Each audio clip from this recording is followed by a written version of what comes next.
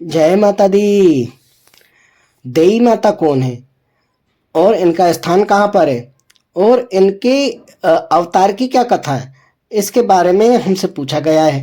तो आज करेंगे देवी माता के बारे में चर्चा। पहले कर लेते हैं आपसे निवेदन कि चैनल पर जो भी आते हैं, हमारे वीडियो को देखते हैं, पसंद करते हैं, चैनल को सब्सक्राइब करें, लाइक कमेंट शेयर करें, बेल आइकन को ऑल पर सेट करें ताकि आपको हमारे आने वाले किसी भी नए अपडेट का नोटिफिकेशन मिल जाए और आप हमसे जुड़ पाएं।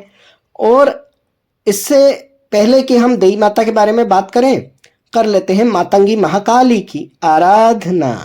नमोस्तुते महामाये मातंगी मोडेश्वरी सर्व कष्ट हरे देवी भक्ति मुक्ति प्रदायिनी धर्मारण्ये स्थिता देवी हृदयारण्ये संस्थिता रक्ष रक्ष महादेवी मोड़ कुलोद्धारिणी धर्मारण्ये तीर्थस्थाने संस्थिता भवतारिणी दुष्ट कर्णात्की धाता श्यामला रूप धारिणी मोड़ जनहा वंदिता मातंगी मोड़ कुदे कृपा करो सिद्धि बुद्धि प्रदे देवी अष्टादश धारिणी। जय माता दी। मातंगी महाकाली की आराधना के बाद आपसे चर्चा कर लेते हैं देवी माता के बारे में। जैसा कि हमने वीडियो के प्रारंभ में कहा, हमसे बच्चे पूछ रहे हैं और वो जानना चाहते हैं देवी माता कौन है और उनकी प्राकट्य की क्या कथा है। देखिए, भगवती ने कई सारे अवतार लिए हैं। भगवती वही एक शक्ति है जिससे सभी स्वरूप प्रकट हुए हैं, चाहे वो शिव पार्वती हो, लक्ष्मी नारायण हो या ब्रह्म सरस्वती हो या कई अन्य देवता जिनके बारे में आप सुनते हो, जिनके बारे में आप जानते हो। और कई ऐसे लोक प्रसिद्ध देवी देवता भी हुए हैं जो पूजा भक्ति करके उस पद को प्राप्त हुए हैं और उन सभी के बारे में कथाएं हैं, चर्चाएं हैं। उन सभी के बारे में प्रेरक प्रसंग हैं जो आपको आध्यात्मिक उन्नति में आगे बढ़ाते हैं, आपके मोक्ष के मार्ग को खोलते हैं और आपके ज्ञान में वृद्धि करते हैं, आपको संतुष्टि प्रदान करते हैं। जीते जी आप स्वर्ग का आनंद लेते हैं, असीम शांति का अनुभव करते हैं। इसी क्रम के लिए कई सारे देवी देवताओं का विस्तार इस भारतवर्ष में हुआ। भारतवर्ष आज का भारत नहीं, फैला हुआ भारत, जो कहे कि पूरी पृथ्वी पर ही भगवती के सभी स्वरूपों का बोलबाला था। विशेषकर यह क्षेत्र जो है आध्यात्मिकता के मामले में बहुत अधिक सुदृढ़ रहा है और यहाँ गुरु शिष्य परंपरा के कारण ज्ञान एक से दूसरे तक पहुंचता रहा है। इसी कारण से आज भी लोग हमसे जानना चाहते हैं या हमारे जैसे अन्य भक्तों से जानना चाहते हैं कि किस देवी देवता की आराधना किस प्रकार करें और उनकी आराधना का उद्देश्य क्या है। तो इसीलिए हमने आप सबको ये बात विस्तार पूर्वक बताई कि आप नाम किसी भी शक्ति का ले रहे हो, वो शक्ति एक ही है, परम परमात्मा की, जो निराकार से आकार को धारण करते हैं और आपकी परिस्थिति, समय, वातावरण, आपके रहन सहन यानी कि काल के अनुसार वो स्वरूप को धारण करते हैं और आपको समझाने के लिए लीलाएं करते हैं। ऐसी ही एक लीला हुई थी जिसका वर्णन सप्तशती देवी के अंतर्गत आता है। भगवती सप्तशती में देवी के सभी स्वरूपों का वर्णन है जो पूर्व काल में हुआ था। तब रक्तबीज नाम का एक असुर था। रक्तबीज नाम के असुर का वध करने के लिए भगवती दुर्गा को बहुत जतन करने पड़े। वे सिंह पर सवार हुई, सभी देवताओं की शक्तियों से उन्होंने पुनः से आकार धारण किया। उन्होंने जिन शक्तियों को एकत्रित करके अलग अलग देवताओं का समूह बनाया था, उन्हीं शक्तियों को पुनः अपने में समाहित कर भगवती दुर्गा स्वरूप को धारण किया।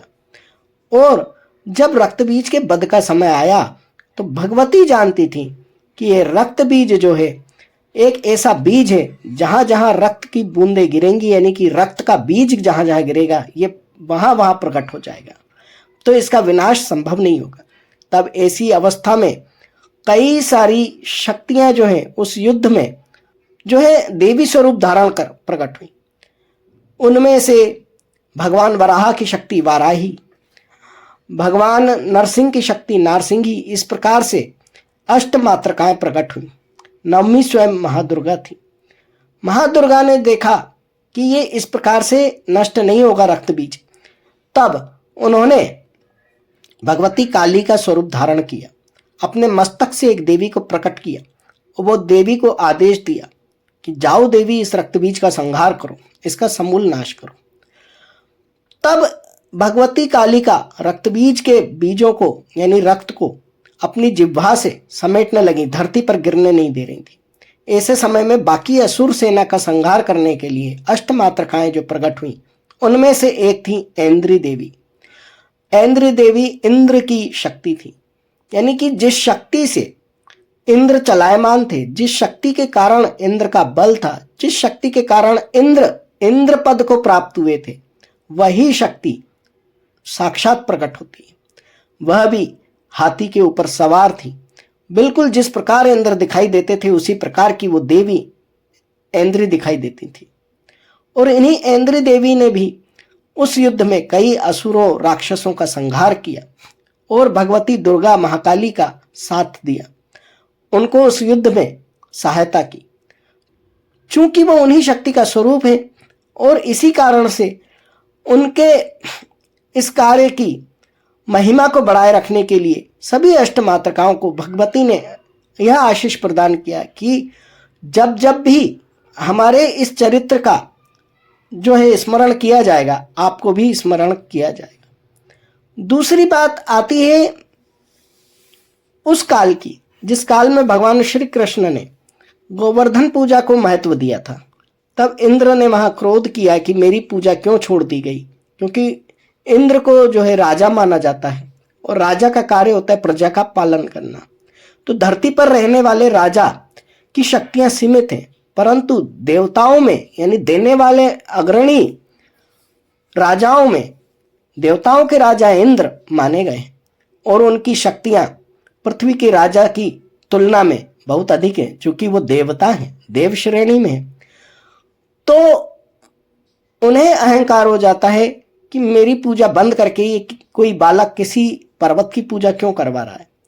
इस कथा को आप सब जानते हो कि उन्होंने अतिवृष्टि कर दी थी और भगवान श्री कृष्ण ने अपनी सबसे छोटी उंगली पर गोवर्धन पर्वत को धारण करके सभी ग्रामवासियों की रक्षा की थी। तब इंद्र को अपनी गलती का एहसास नहीं हुआ, तब भी वो क्रोध में तमतमा रहे थे। तब उनके ही अंदर से उनकी ही शक्ति प्रकट होती है और उन्हें कहती है कि हे इंद्र, लीलावश आपके साथ ऐसा हुआ है, आप मोह में न पड़े, माया में न पड़े। ये तो श्री कृष्ण की माया है जो जगत को व्याप्त करती है। उसी माया का मैं स्वरूप हूं, मैं ही तुम्हारी शक्ति हूं। और यही वो इंद्री शक्ति है जिन्होंने बार बार इंद्र की मोह में पड़ जाने के कारण हुई गलतियों को उन्हें याद कराया, स्मरण कराया और उनकी अवस्था को बताया, उनकी प्रासंगिकता को बताया। यही इंद्री देवी जो देने में सक्षम है, इनको देई माता के नाम से पूजा जाता है। यूपी के सिरियापुर, जो कि बलिया लखनऊ स्टेट में हाईवे के पास यानी कि कोई हाईवे गया हुआ है इस तरीके का, वहां पर खुरहट नाम की कोई जगह है। खुरहट से 2-3 किलोमीटर ये गांव पड़ता है सिरियापुर। वहां पर देई माता का मंदिर है। वहां गज पर बैठी हुई देवी की प्रतिमा मौजूद है, जिसकी सेवा पूजा के लिए जो लोग भी इनको जानते हैं उनके पास आते हैं और अपने सुख सौभाग्य समृद्धि की कामना वहां करते हैं। यही वो देवी हैं जिनको हलवा पूड़ी खीर आदि का सात्विक भोग लगाया जाता है। सात्विक रूप से इनकी सेवा की जाती है, इनको प्रसन्न किया जाता है और इनसे अपने घर की, अपने सुख समृद्धि की कामना करते हैं। और उनकी मान जब पूरी हो जाती है, मनोकामना पूरी हो जाती है, तो वहां जाकर के पुनः से भोग प्रसाद आदि अर्पण करके आते हैं। तो इन्हें सिरियापुर की देई माता भी कहते हैं, कोई लोग खुरहट की देई माता कहते हैं और इस प्रकार से इनका आशीर्वाद को प्राप्त करते हैं। तो जैसे कि हमने बताया कि देवताओं के राजा हैं इंद्र, इसलिए उनकी शक्ति ऐन्द्री देवी को लोग सुख संपन्नता के लिए पूजते हैं। और ऐन्द्री शक्ति जो है अष्टमात्रका में है तो भगवती का ही स्वरूप है, यह आपको निश्चित जान लेना चाहिए। किसी भी देवी देवता को उनकी कथाओं और लीलाओं के अनुसार छोटा बड़ा नहीं मानना चाहिए। अगर आप ऐसा मानते हैं तो आप गलती करते हैं। सभी का अपना अपना एक स्वरूप है और उस स्वरूप को एक कार्य सौंपा गया जो भगवती की ही शक्ति से संपन्न होता है।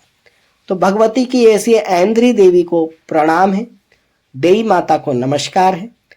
जय दई माता, जय मुंडेश्वरी बोल बम। उम्मीद है कि आपको इस कथा और इस जानकारी को सुनकर के बड़ा आनंद आया होगा। इस प्रकार की आप कोई और जानकारी चाहते हैं तो आप रिकमेंड कर सकते हैं।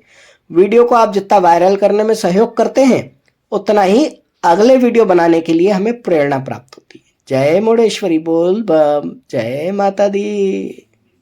ओम मणिक्यमिणामप्लाल्यन्तीं मदालशां मंजुलभागविलासां महेन्द्रनीलं द्युतिकौमलांगी मतं कन्या मनसा स्मरामि।